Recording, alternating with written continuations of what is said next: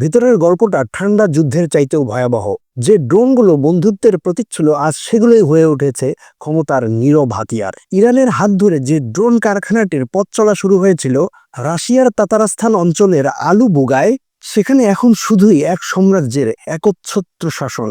দুই মিত্র দেশের সম্পর্কের চোরাবালিতে এখন লুকিয়ে আছে এক নতুন শীতল যুদ্ধের বিভীষিকা। প্রশ্ন হলো, এই ড্রোনের ডানা কি শুধুমাত্র আকাশেই উঠছে, নাকি বন্ধুত্বের কফিনেও শেষ পেরেক ঠুকছে? ইরানের হাত ধরে শুরু, কিন্তু এখন রাশিয়ার একার শাসন। ড্রোন কারখানার এই গল্পে লুকিয়ে আছে দুই মিত্র দেশের ঠান্ডা যুদ্ধের আভাস।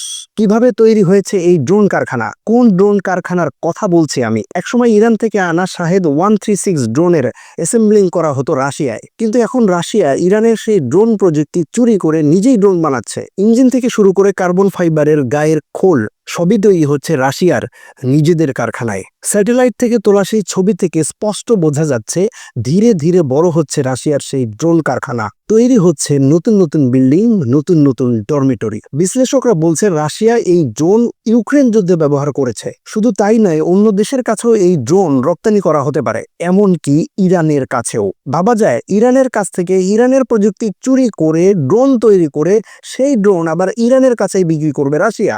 কাউকে বিশ্বাস করবেন না ভাই, কাউরে বিশ্বাস করেন না। এই জায়গাতেই শুরু হয়েছে মূল টানাপোড়েনটা। ইরান বলছে তারা রাশিয়াকে শুধুমাত্র ড্রোনই দেয়নি, ক্ষেপণাস্ত্র দিয়েছে, প্রযুক্তি দিয়েছে এবং দিয়েছে গোয়েন্দা সহায়তা। কিন্তু তার বিনিময়ে ইরান রাশিয়ার কাছ থেকে যেটা পাচ্ছে তা খুবই খুবই সামান্য। বিশেষ করে ইসরায়েল যখন ইরানে 12 দিন ব্যাপী ইরানের বিভিন্ন স্থাপনায় বোমা বর্ষণ করলো, তখন রাশিয়ার প্রতিক্রিয়া ছিল আশ্চর্যজনকভাবে নীরব। 2023 সালে এই দুই দেশের মধ্যে $1.75 বিলিয়ন চুক্তি হয়েছিল। 2025 সালের মধ্যে, মানে এই 2 বছরের মধ্যে 6000 ড্রোন তৈরি করার জন্য। কিন্তু ব্যাপারটা এখন অন্য লেভেলে চলে গেছে। রাশিয়া সেই লক্ষ্য 1 বছর আগে পূর্ণ করে ফেলেছে, আর এখন তারা প্রতি মাসে বানাচ্ছে 5500টি ড্রোন, আর যার খরচও এখন 3 ভাগের 1 ভাগে নেমে এসেছে। এতক্ষণের কথা থেকে আপনারা যেটা প্রেডিক্ট করে ফেলেছেন, পশ্চিমা গোয়েন্দারাও সেই একই কথা বলছে।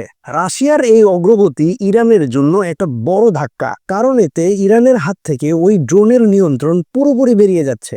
আর রাশিয়ার লক্ষ্য এটাই, যেন ইরানের উপর তাদের নির্ভর করতে না হয়। তাহলে রাশিয়া এবং ইরানের বন্ধুত্ব কি তাহলে ভাঙনের পথে, নাকি এটি কেবল স্বার্থের হিসাব নিকাশ? এই যে এতক্ষণ ধরে শাহেদ 136 ড্রোনের কথা বললাম, এই ড্রোনটা সম্পর্কে যদি বিস্তারিত জানতে চান, অবশ্যই সেটা কমেন্ট সেকশনে জানাবেন। আমি সেটা নিয়ে একটা বিস্তারিত ভিডিও বানাবো। দেখা হচ্ছে পরবর্তী ভিডিওতে। ততক্ষণ পর্যন্ত ভালো থাকবেন, সুস্থ থাকবেন, নিরাপদে থাকবেন।